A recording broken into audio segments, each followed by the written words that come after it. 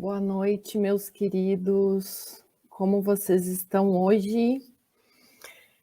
Eu estou bem triste. Acabei de receber a notícia que a nossa linda, amada, guerreira peregrina, Susana Paquete, está agora seguindo seu caminho por entre as estrelas. Certeza que essa peregrina está levando alegria e generosidade onde quer que ela esteja.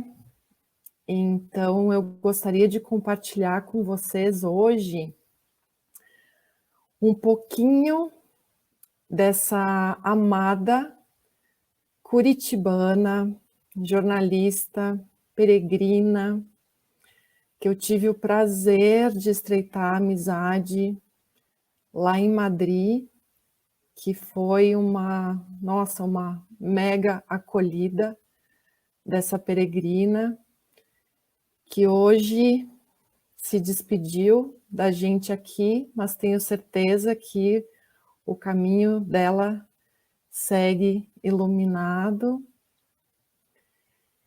E eu quero então que vocês, quem conhece a Su, que possa matar um pouquinho a saudade.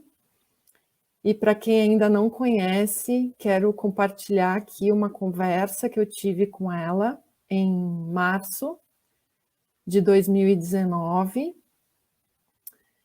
que foi uma live no Instagram, mas na época o Instagram não permitia compartilhar no IGTV, e eu consegui gravar só um trechinho dessa nossa conversa ao vivo, e eu não tinha divulgado ainda, e hoje bateu a saudade, fui procurar fotos, fui procurar vídeos, então quero compartilhar aqui com vocês. Então, em homenagem a Susana Paquete, linda peregrina, que continue um caminho iluminado, abençoado, com muita paz e amor. Querida, beijo, abraço enorme. Gente, eu vou deixar então vocês com a nossa conversa. A Susana, nossa, fez um trabalho lindo sobre o Caminho de Santiago, no blog, no YouTube dela, o Dead Good Trip. Então, vou já compartilhar o vídeo e espero que vocês gostem. Olá, boa tarde, peregrinos, peregrinas, caminhantes, tudo bem? Estamos então começando o nosso bate-papo ao vivo de hoje, que hoje vai ser um papo peregrino com a Susana Paquete, do Dead Good Trip. E então a gente vai falar sobre, basicamente, caminhos de Santiago. É muito legal que a Susana fez uns caminhos que eu não fiz, então a gente vai compartilhar informações por aqui. Deixa eu chamar ela.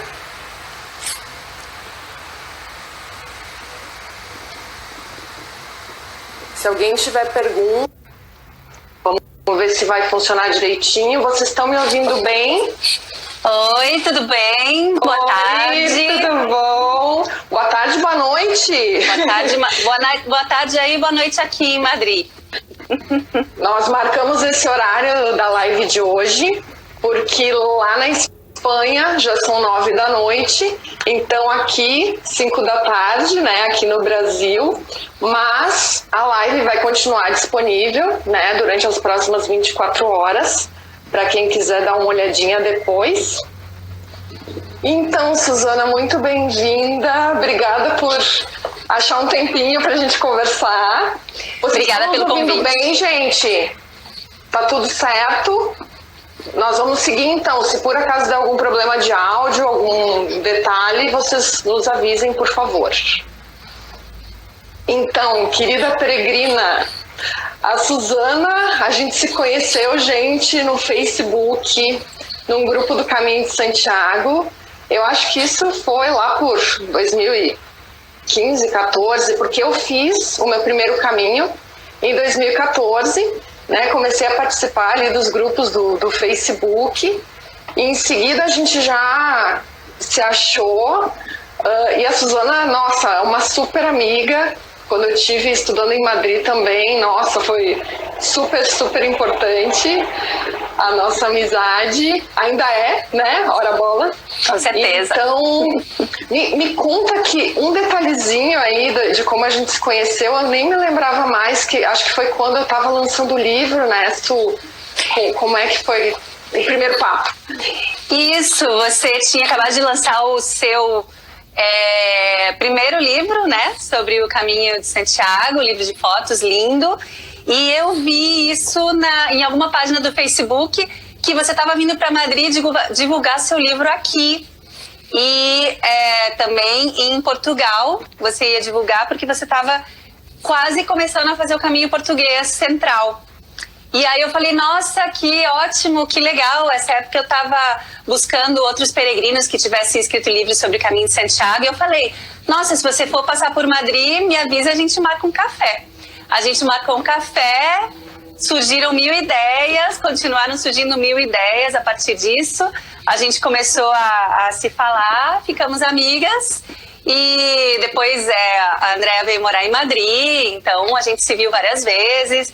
E sempre uma ajudando a outra e dando dicas sobre os caminhos e trocando ideias, trocando experiências sobre os nossos caminhos. Então, foi um grande descobrimento que o Facebook ajudou, né?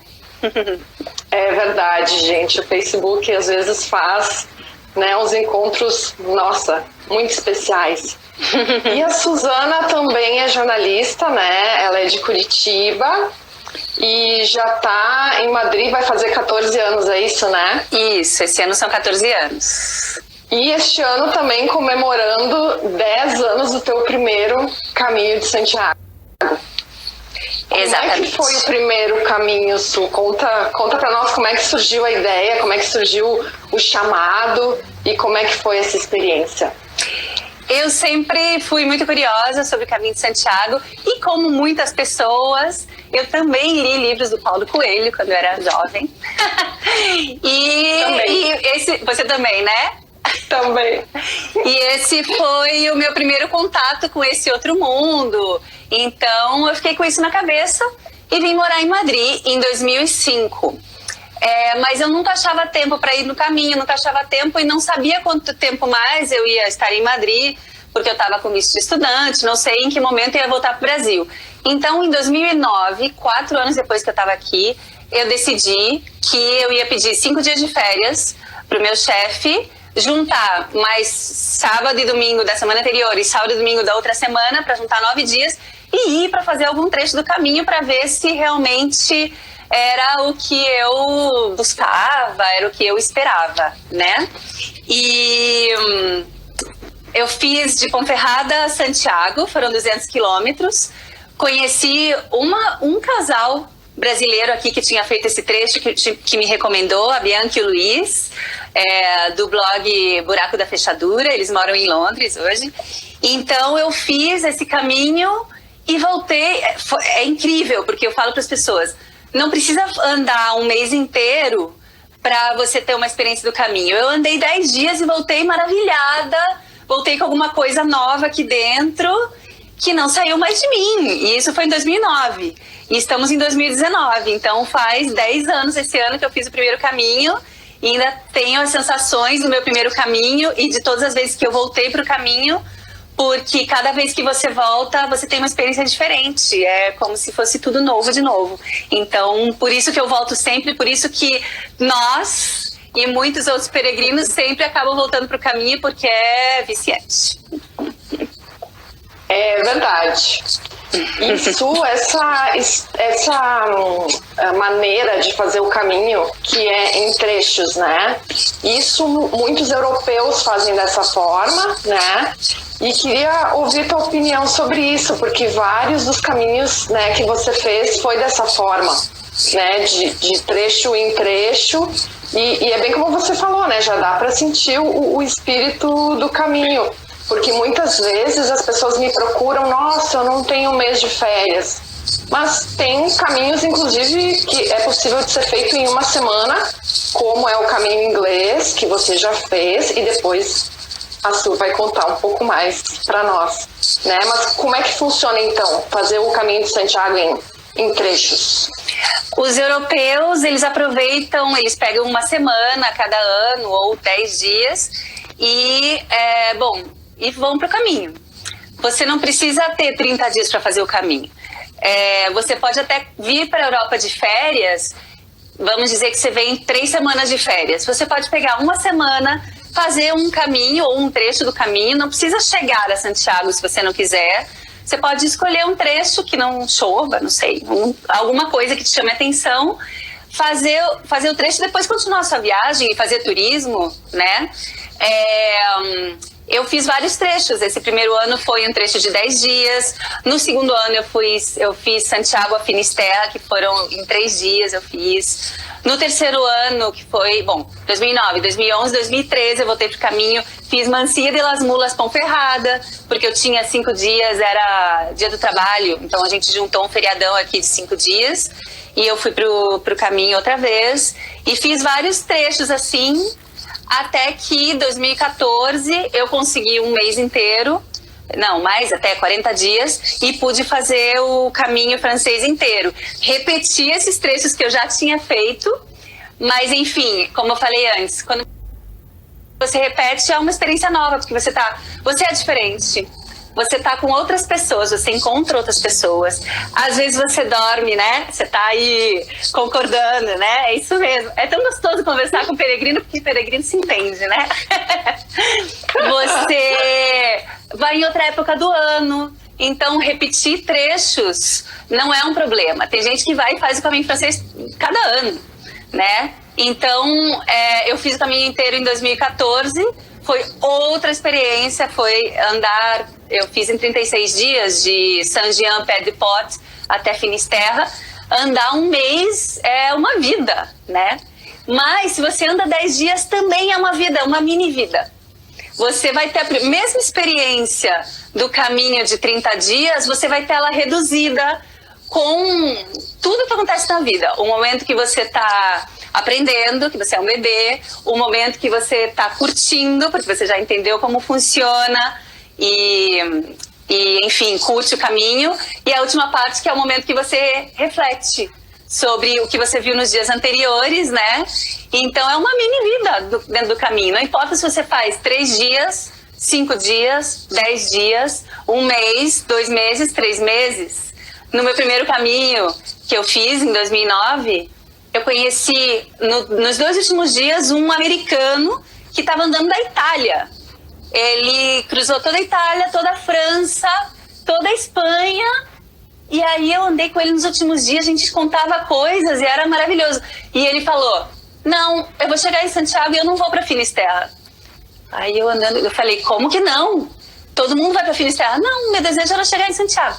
Aí eu falei assim, se você que andou 3 meses não vai para Finisterra, pois eu também vou terminar em Santiago. Não vou. Em sua homenagem. Muito bom.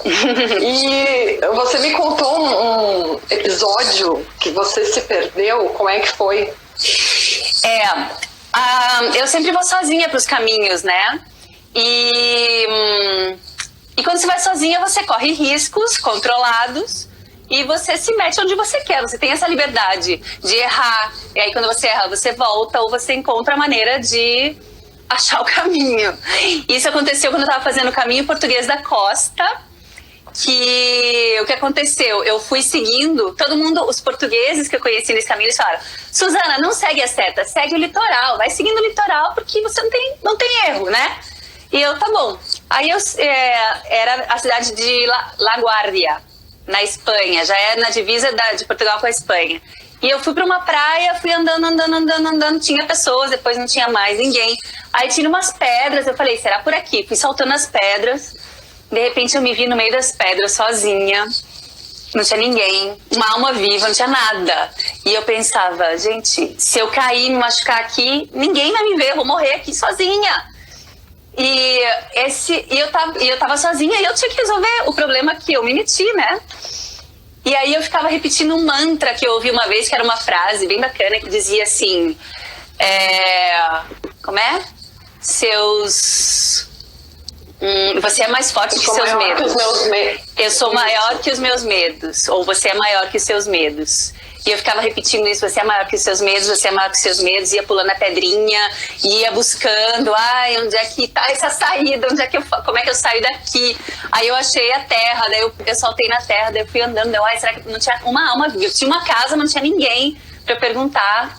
E eu tava sozinha. Aí eu achei uma placa, daí eu falei, nossa, por aqui acontece algo. Fui seguindo essa placa, subi uma costa e cheguei na rodovia lá em cima. Chegando lá em cima, tinha um monte de peregrino lá em cima sentado. Eu falei, só eu que vim por aqui? Por que eu vim por aqui?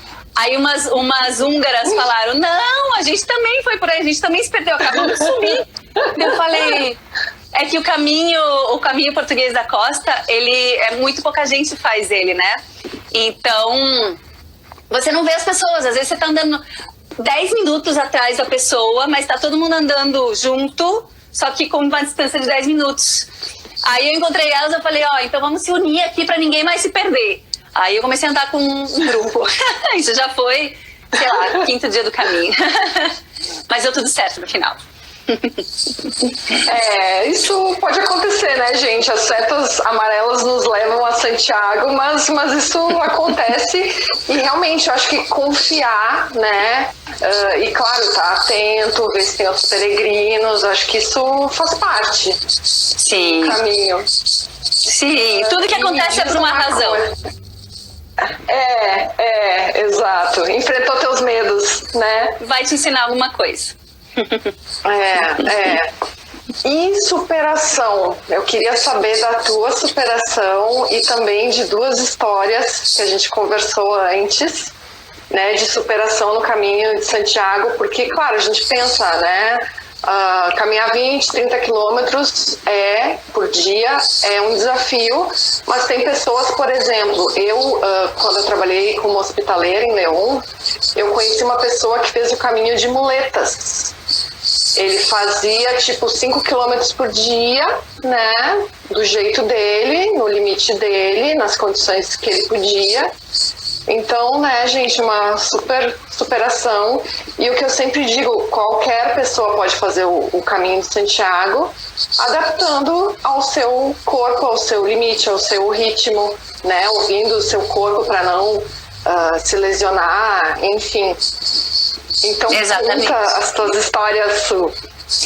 Eu aprendo muito com as pessoas quando eu vejo alguém que eu falo, nossa, como que essa pessoa pode estar fazendo assim? Acho que a primeira vez foi no meu caminho, um caminho que eu fiz numa Semana Santa aqui, que eu fiz de Sarria a Santiago, e em Fonsebadón, eu estava andando com uns senhores. Um era espanhol, outro era canadense, outro era não sei da quanto.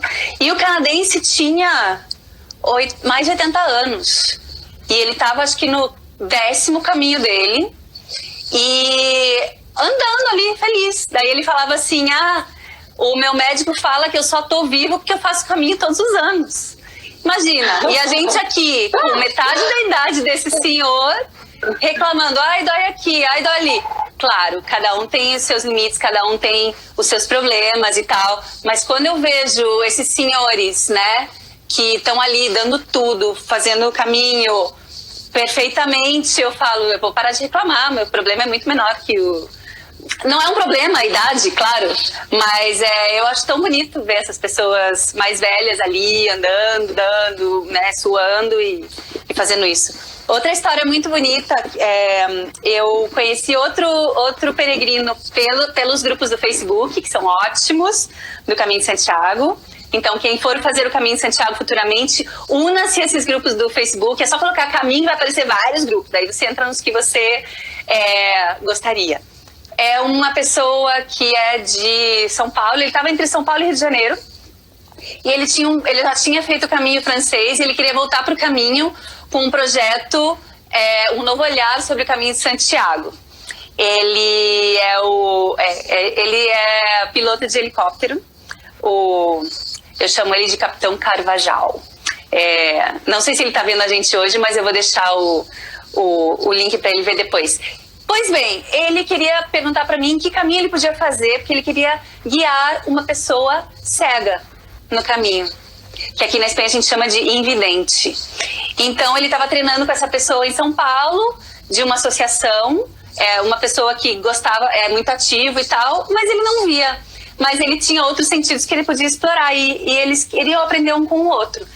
Eu sugeri dele fazer o caminho em inglês, que são 5 ou 6 dias, de 6 a 7 dias, dependendo das etapas, que é mais simples. E ele foi com o amigo dele, o José.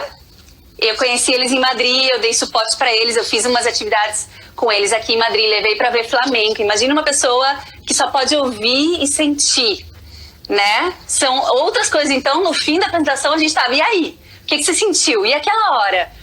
Como foi pra você? Porque a gente tem outras, né? A gente tem outros sentidos, um deles ele não tem. E não por isso ele é pior que a gente, todo o contrário. Então, eles fizeram o caminho em inglês e ele me contava, eu fiz vários posts no Facebook, eu tenho que fazer um post no meu blog, That Good Trip, pra plasmar direitinho ali, porque o Facebook se perde, né? Tudo que você posta vai ficando lá pra trás. Mas isso foi uma história de superação linda, linda. E eu adorei ter ajudado. A gente saiu na rádio aqui também, na Espanha e tal, foi muito legal. E a última ontem eu postei no meu grupo, no meu Facebook do That Good Trip, um vídeo que acabaram de lançar, é um documentário de 2 irmãos. Um deles tem paralisia cerebral e o irmão dele convidou o irmão para ir empurrando a cadeira de rodas do irmão durante o caminho. Eles fizeram de Roncesvalles a Santiago e mais de 800 quilômetros pelo caminho dos peregrinos. E ele tem uma parte desse caminho que é o Cebreiro. Você fez o Cebreiro, né? Você Sim. lembra que a subida era, além de infernal, tinha a pedra. É horrível, mas dá para fazer. E todo mundo que eles perguntavam nos bares, a gente vai subir o Cebreiro com a cadeira de rodas. Falavam, não suba, é impossível, vá pela estrada, vocês estão loucos. E eles, não, a gente vai. Não suba, não suba. E o documentário fala bem fala do perfil de todo mundo que acompanhou os irmãos, porque ia se unindo gente com eles, que ajudava a puxar, que ajudava a empurrar. E eles fizeram uma grande família no caminho, subiram o Cebreiro de cadeira de rodas. Tudo bem que ela se partiu no meio uma vez, mas eles conseguiram e na cidade seguinte eles consertaram, não teve nenhum problema. E eles provaram que às vezes essas limitações tá na mente de algumas pessoas. Não tá na limitação física de uma pessoa que tem paralisia cerebral ou das outras pessoas que tem que empurrar e falam, isso vai ser muito difícil, eu quero fazer o mais fácil. Não! Você pode ir pelo caminho mais difícil se você quiser. Tudo que você quiser, você pode fazer. Foi muito legal ver isso. Ai, gente, que lindo, né? Muito legal.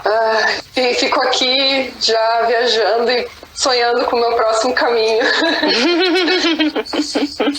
Outra coisa que eu queria conversar contigo é sobre o caminho português da costa, porque muitas pessoas me procuram, né, para informações sobre o caminho português da costa, e eu sempre indico o teu site, o That Good Trip, que lá a Su fez, acho que são 2 posts, né? Um é sobre as etapas do caminho português da costa e um outro que acho que fala de uma forma mais geral, né? Que eu me lembro agora. Então me conta como é que foi essa experiência, porque me parece que o caminho português da costa é um pouquinho mais solitário, né? Enfim, paisagem diferente. Como é que foi a tua experiência? Então, o outro post que eu fiz foi sobre por que o caminho da costa é especial. E eu numerei várias razões pelas quais as pessoas têm que fazer o caminho da costa, porque ele é muito especial. Eu fiz em 2015 já estamos em 2019, teve um super crescimento, o caminho português em geral, né? Então, cresce o Central, também cresce o da Costa. Tem muita gente que me pergunta sobre o caminho da Costa. Eu tenho muita dica para dar, além do site. As pessoas me chamam, me escrevem, eu respondo e ajudo. E ele é muito legal, porque eu escolhi ele por quê? Porque eu fiz em agosto, alta temporada. E ainda assim, eu acho que no primeiro dia eu só fui encontrar a primeira pessoa depois das 15h. Era um casal de alemães. Mas aí de noite eu cheguei no albergue, já conheci mais pessoas, conheci uma espanhola, jantei com ela e a gente já saiu juntas para andar no dia seguinte. Então, você escolhe o limite da solidão que você quer ter no caminho. É só você marcar com as pessoas e sair do albergue com elas. Você não precisa estar sozinho se você não quer. Às vezes o primeiro dia é mais solitário porque você ainda não conheceu esses peregrinos, mas eles estão lá, eles vão aparecer em algum momento, no momento certo, né? Eu escolhi fazer pela costa porque eu queria ver o mar todo o tempo. Então, você não só vê o mar, você entra por terra também, mas a maioria do tempo você está margeando a costa e você tem a brisa, você tem aquelas vistas. Se você quiser, você pode parar, tirar a bota, molhar o pé no mar. Eu não fiz isso, senão eu ia ficar cheia de pedrinha e eu não queria me complicar. Mas é maravilhoso, você conhece muitas praias, depois que você chega no albergue, você toma banho, deixa suas coisas e vai pra praia.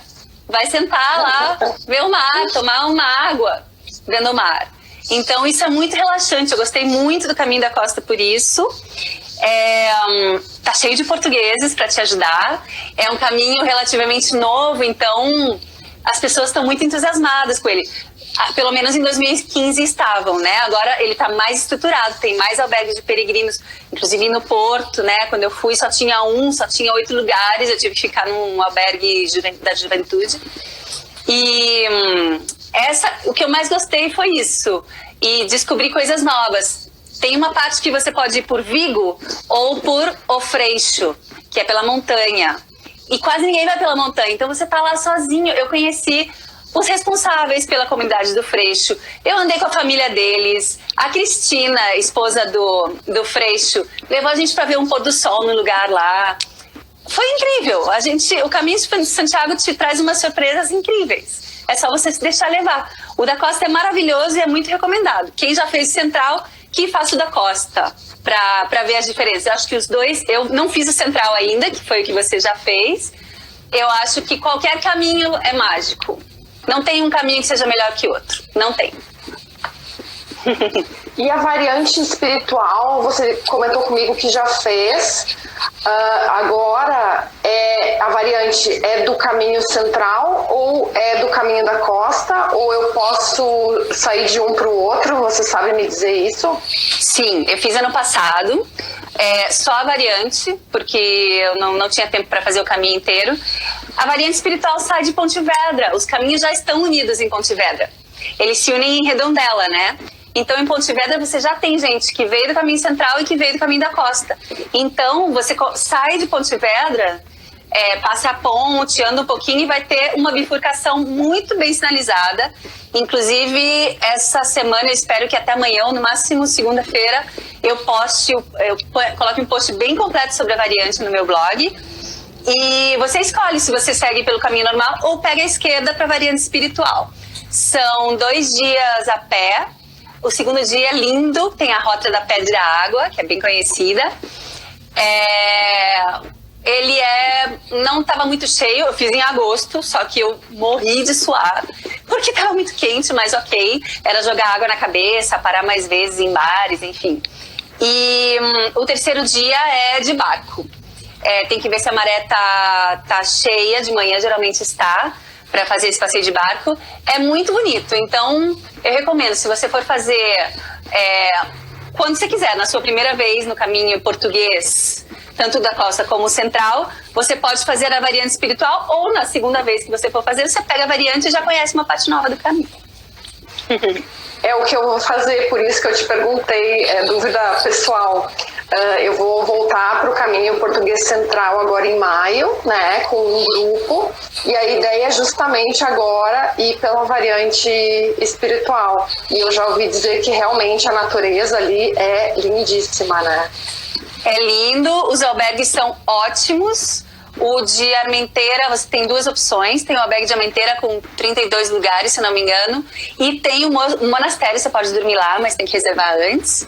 E em Vila Nova de Arousa tem até 300 lugares. Tipo, tem o albergue, é num ginásio esportivo, e na parte de cima tem colchões, então ninguém fica de fora. E tem também o Caminho Inglês, né? Que é outro que está na minha listinha, que é mais curto. Você começou de Ferrol? Foi isso? Sim. E como Ferrol? foi? Ferrol na Galícia, você começa lá. Eu fiz em 6 dias, mas faria em 7, porque tem umas etapas de 28 quilômetros que todo mundo pode fazer, mas elas são longas e eu partiria pela metade. Então, você tira uma semana e faz ele, mas tem gente que faz em 5 dias, por exemplo. De 5 a 7 dias, eu fiz em 6. Ele é bem gostoso, bem sombreado, passa também, passa pela praia, a princípio, pela ria, e depois entra por umas florestas. Ele é bem relaxante, os albergues são ótimos, só tem um probleminha no final, que tem o albergue de Hospital de Bruma, que tem 22 lugares só. O Caminho Inglês já está ficando mais conhecido, então está ficando... a hospedagem está acabando muito rápido. Ou seja, no Hospital de Bruma, a gente teve que ficar em hotel. Mas o hotel estava a 3 quilômetros dali, eles te buscam e depois você volta para o caminho. Então não tem problema. É o único lugar que é melhor reservar, porque lota 1 da tarde. Você não vai sair correndo descabelado para conseguir lugar, não precisa. E é a penúltima etapa, antepenúltima. Depois tem o Cigueiro, que tem um albergue genial lá, que é o albergue Caminho Real, da Alicia. E depois você chega em Santiago. É muito bom. Eu gostei muito do Caminho Inglês também. E tinha muitos italianos fazendo Caminho Inglês, porque eles pegam uma semana e tem um avião que vai direto para lá, uma coisa estranha, que tá cheio de italiano lá. Então eu andei com um casal de italianos, já fui visitar eles na Toscana. Então foi ótimo, eu recomendo, gosto também. É um caminho mais curto que eu recomendo para quem tem menos tempo, porque o Caminho Português da Costa, por exemplo, eu fiz em 12 dias. Se eu fosse outra vez, eu faria em 13. Tinha uma etapa que eu partiria pela metade, mas eu fiz em 12. E para ter comparação, o Caminho Inglês se faz de 5 a 7 dias. Ele é bem mais curto. E eu queria também saber do teu blog, o That's Good Trip, que tem muita informação sobre os caminhos de Santiago. Há quanto tempo você está com o blog? Eu tô com o blog desde 2014. Eu já tive outros blogs, mas aí eu reuni toda a informação nesse. E agora ele está sofrendo uma reestruturação. Eu estou postando lá. Se você entra no blog, os primeiros posts são sobre o Caminho de Santiago, porque é o grande ênfase do blog é o Caminho de Santiago. E outras viagens que eu também faço pela Europa, pelo mundo, eu conto ali. Mas o que está no meu coração mesmo é o Caminho de Santiago. Então, essa foi a nossa conversa com a Susana Paquete lá em 2019. Quero deixar aqui o meu abraço para a família, para os amigos e dizer para vocês que a Susana deixou um legado enorme lá no That Good Trip, no site, no blog, no YouTube. Então, eu recomendo muito que vocês conheçam o trabalho dessa peregrina maravilhosa, que está seguindo seu caminho aí com muita luz, com muita alegria e generosidade, eu tenho certeza. E amanhã eu volto, gente, às 8 da noite, para falar das notícias que falaríamos hoje. E é isso. Boa noite, uma linda semana. Su, beijos e abraços enormes. Bom caminho sempre. querida peregrina.